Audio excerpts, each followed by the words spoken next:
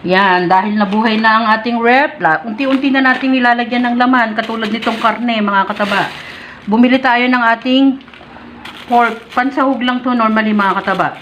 Pansahog sa gulay, at meron naman tayong kilo. Yan, almost 1 kilo to. Kasim naman tong pork na to. Tapos ito naman, gizzard. No, ito naman, chicken. Ganyan yung ginagawa ni Mama Tabang pamimili. Dahil nagustuhan nila yung ating barbecue chicken. But bumili ako ng mga mahigit kalahating kilo. Yan, iba-barbecue ko yan. Tapos dahil meron tayong nakalimutan na, mura lang kasi ito eh. Nakalimutan ng ibang ingredients sa gulay. Bumili rin tayo ng celery at spring onion.